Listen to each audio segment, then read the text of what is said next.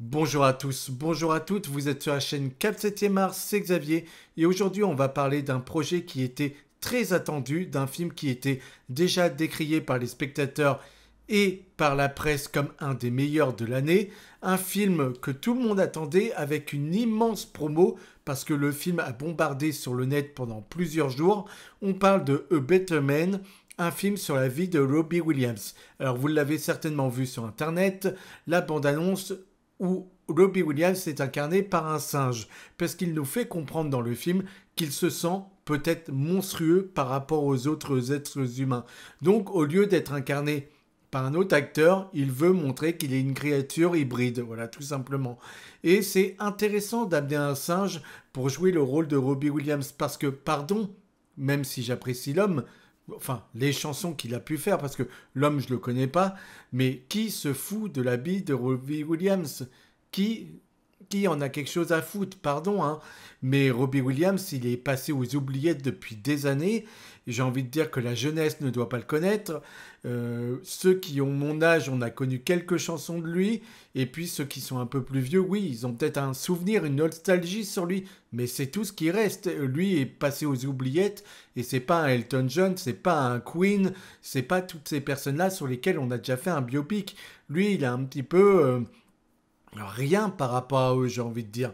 Mais le film, du coup, le fait qu'on utilise un singe pour l'incarner, je trouve que c'est une belle stratégie, puisqu'il y aurait eu un acteur, un réel acteur pour l'incarner, je pense que tout le monde s'en serait foutu de savoir qui il était.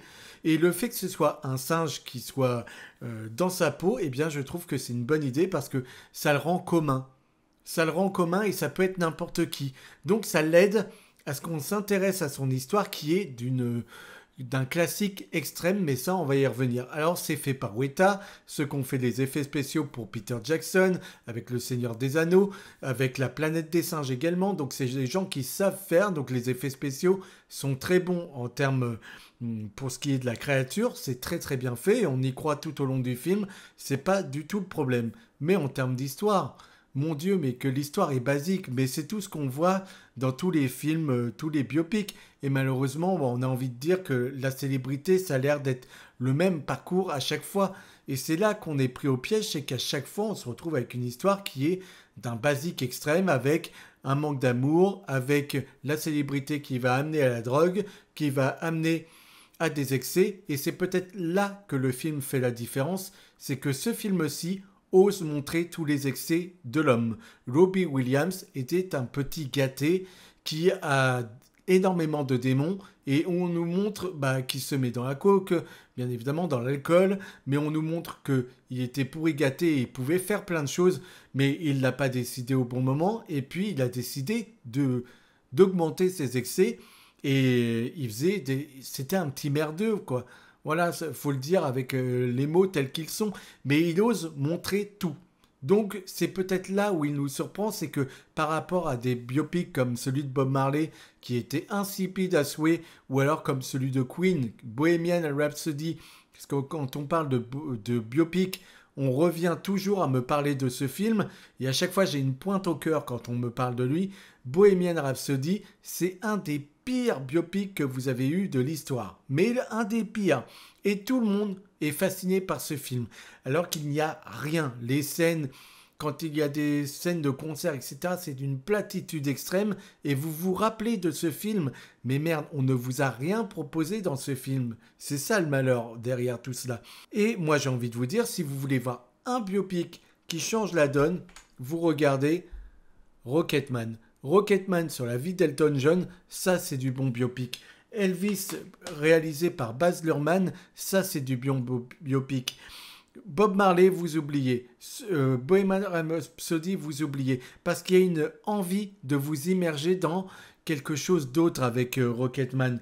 Quand on parle d'Elton John, on va vous faire ça sous comédie musicale. Va y avoir un show, va y avoir des moments de fantasmagorie là-dedans. Mais qui va faire parler le petit Elton avec le grand. Il y a énormément d'ingéniosité au niveau de sa caméra, au niveau de ce qu'il veut proposer et au niveau de ce qu'il veut raconter. Tout ce que ne fait pas Bohemian Rhapsody. Donc Bohemian Rhapsody, vous l'oubliez. Et maintenant, où est-ce qu'il se situe un petit peu ce A Better Man?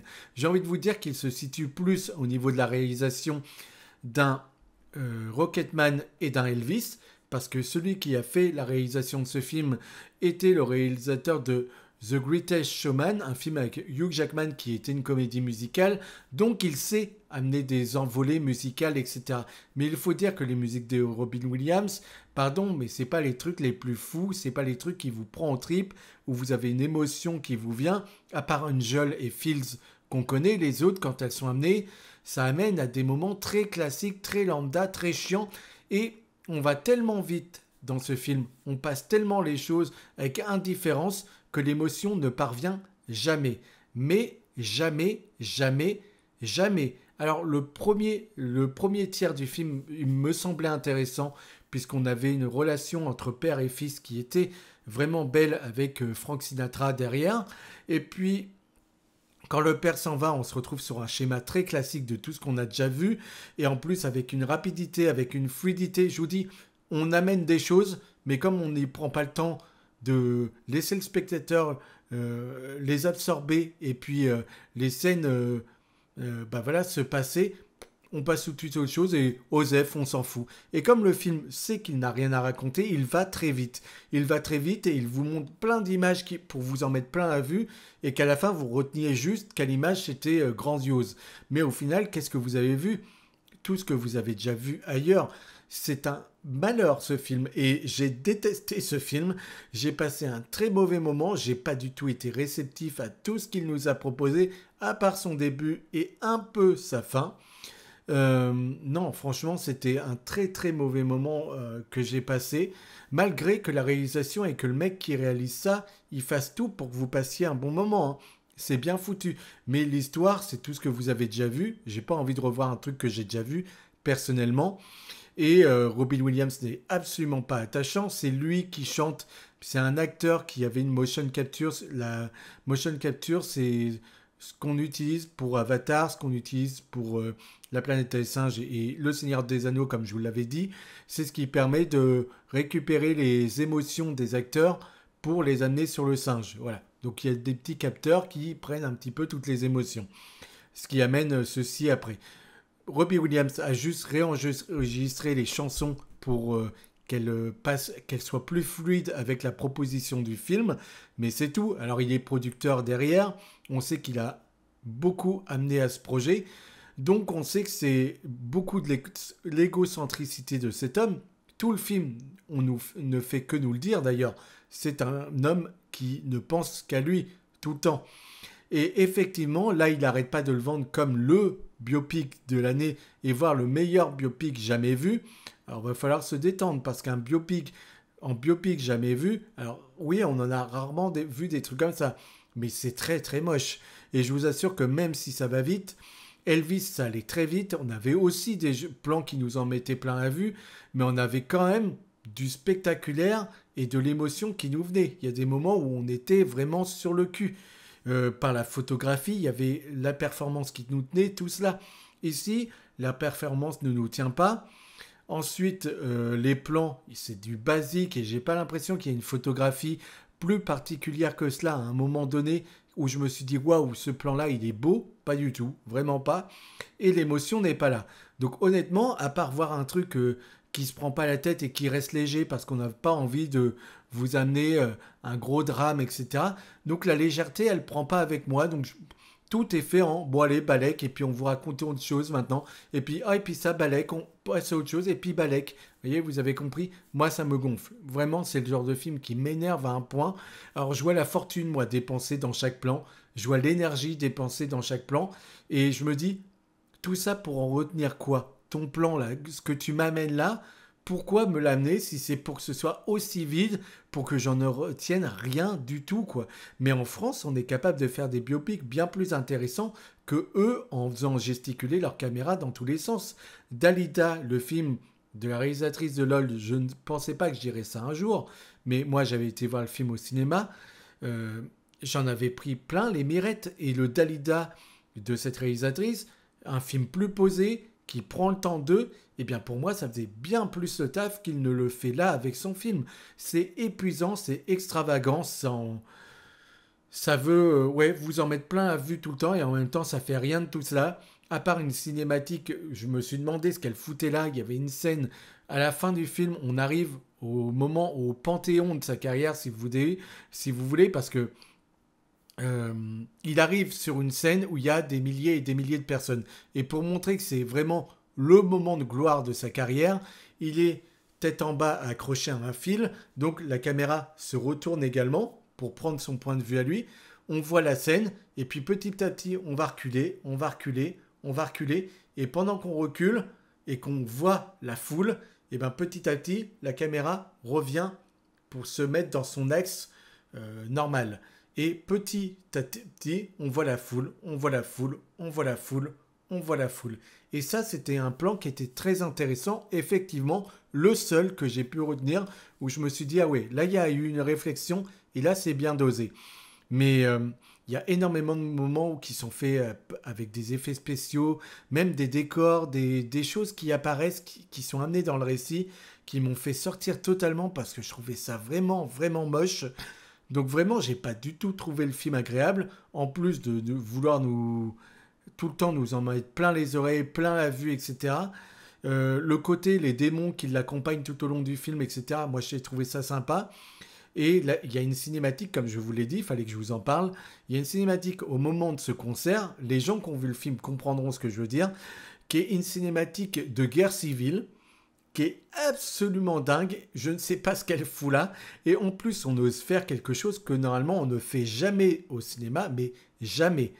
Quand on parle d'enfants, on ne montre pas ça au cinéma. Et encore moins dans un film américain, eux qui sont très puritains. Jamais on ose montrer ça à l'image comme cela.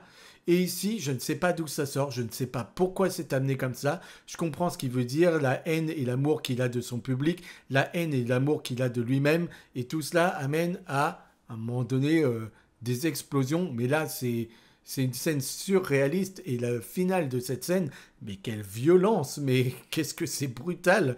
Et ça, c'est tout public. Alors on nous fait chier avec d'autres films qui passent pas tout public pour une scène, etc. Et ça, vous allez me dire, ça passe tranquille. Non mais moi, je comprends pas. Honnêtement, là, va falloir qu'on m'explique le dosage qu'il y a, mais il est pas bon, hein. Je vous assure, il n'est pas bon du tout le dosage. Mais en tout cas, moi je ne vous conseille mais pas du tout ce film A Better Man. Ce n'est pas du tout le biopic, le meilleur biopic comme dirait Robbie Williams. Lui vraiment, tant qu'on parle de lui, il en a rien à foutre d'être crédible ou pas, hein. Donc ne croyez pas ce qu'on vous dit. Ce film est épuisant, ce film ne raconte rien. Et vous pouvez faire bien plus simple et raconter de plus belles choses, tout simplement. Moi, j'aime les films qui sont profonds. De plus en plus, même un divertissement, j'attends qui creuse son sujet, qui m'amène des choses. Vous voyez, cette année, là, en ce début d'année, j'ai déjà vu Le Quatrième Mur et Le Dossier Maldoror qui ont été pour moi des films qui ont creusé leur sujet et qui m'ont vraiment amené de vives émotions. Et c'est pas des films qui ont au niveau de la réalisation qui m'en ont mis plein la vue, pas du tout, hein. Mais je m'attendais à ça, je m'attendais à ce retour et j'ai eu tout ce que toutes mes craintes se sont réalisées. Bon bah voilà, le film sur Robbie Williams, on l'oublie aussitôt dès qu'on a terminé notre séance. À part les deux musiques qu'on adore de lui, franchement, je retiendrai réellement rien de lui parce que c'est tellement lambda que ça m'a vraiment gavé. Donc vraiment, j'ai perdu mon temps. J'en pouvais plus. Je vous assure, on peut enlever au film, et ça c'est pas juste parce que moi j'ai pas aimé. Honnêtement, sur ce film-là, vous enlevez 30 minutes, 40 minutes même, et vous avez le même résultat. Et vous avez peut-être un truc plus digeste. Mais là, franchement, pour raconter si peu, l'amener à en faire autant, non, non, non, pas possible.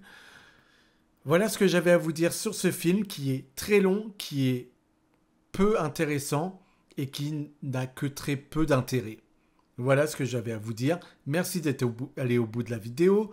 Vous pouvez vous abonner, liker, commenter, me faire part de vos retours. Et comme je vous l'ai dit, peut-être la seule chose où je peux dire que je trouve ça très couillu, c'est le fait qu'il ait montré tous les excès à l'image. Tout est montré et il le dit lui-même que c'est un égocentrique et qu'il fait ce film-là pour se mettre en avant, etc.